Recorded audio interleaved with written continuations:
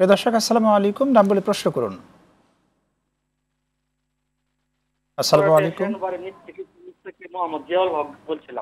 জি প্রিয় ভাই, প্রশ্নটি করুন। আমার প্রশ্নটি হচ্ছে, কোন অমুসলিমকে সালাম দেওয়া যাবে কিনা?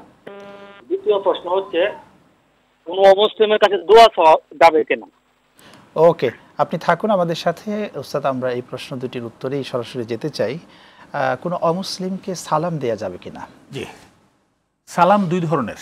একটা হলো তাহিয়া ইসলামিয়া, আর একটা হলো সাধারণ শুভেচ্ছা জ্ঞাপন, মানে সোশ্যাল নর্ম হিসেবে, কর্পোরেট নর্ম হিসেবে অথবা কালচারাল নর্ম হিসেবে কাউকে শুভেচ্ছা জানানো।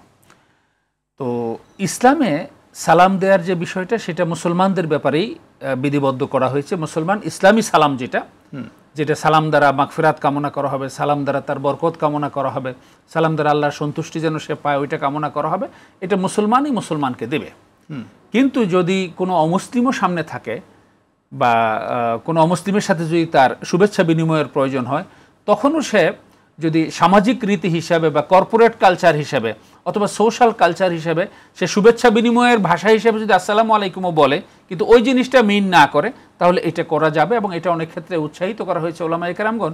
কারণ এই কালচারটা যদি না করা হয় বা অন্য কেউ সালাম দিল, তার সালামে যদি আমি রিপ্লাইটা না দিই, তাহলে সে অসম্মানিত বোধ করবে, ইসলাম সম্পর্কে, মানুষ সম্পর্কে তার ধারণা খারাপ হবে।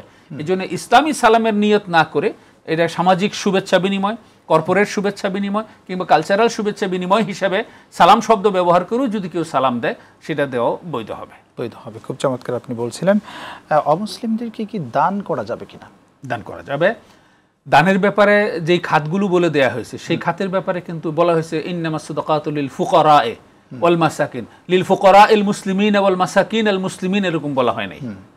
অন্য জায়গায়ও যেখানে বলা হয়েছে ওয়া আতি যিল কুরবা হাক্কাহু ওয়াল মিসকিনা ওয়া ইবনাস সাবিল ওয়াল মিসকিন আল ফাকির ওয়া ইবনাস সাবিল আল, মানে ওয়াল মিসকিন আল মুসলিম ওয়া ইবনাস সাবিল আল মুসলিম, এরকম বলা হয় নাই।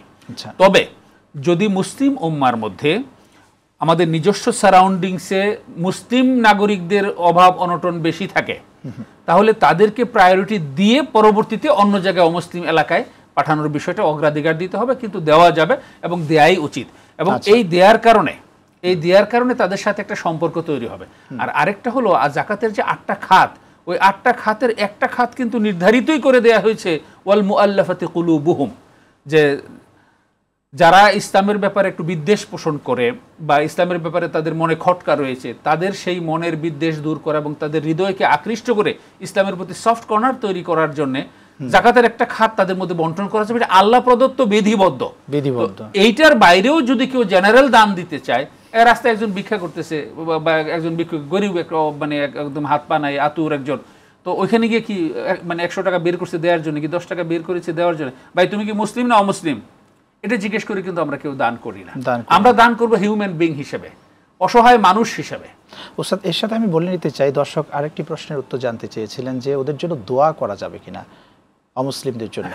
দোয়া হলো দুই ধরনের, দোয়াটাও দুই ধরনের। একটা হলো তার শুভ কামনা করা, আরেকটা হলো বিশেষ ক্ষেত্রে আল্লাহ রাব্বুল আলামিনের জন্য বিশেষ মাগফিরাত প্রার্থনা করা। তো তাদের ব্যাপারে আমরা হেদায়েতের জন্য দোয়া করব, তাদের কল্যাণের জন্য দোয়া করব। আচ্ছা, আর ওই যে বিশেষ মাগফিরাত এবং ইসলামের বিশেষ যে মানজিলটা রয়েছে, ইসলামের বিশেষ যে মাকানটা রয়েছে, দোয়ার মাধ্যমে আমরা যেটা চাই, সেটা মুসলিমদের ব্যাপারে করা ঠিক হবে না। সেটা না করে ওদের কাছে কি আমরা দোয়া চাইতে পারবো? সেটাও চাইতে পারি। আমাদের কলিগদের মধ্যে, আমাদের এলাকার প্রতিবেশীদের মধ্যে, আপনজনদের মধ্যে, বিভিন্ন সোসাইটিতে বসবাসকারী লোকদের মধ্যে, কর্পোরেট সেক্টরে আমরা যারা কাজ করি, বিজনেস সেক্টরে,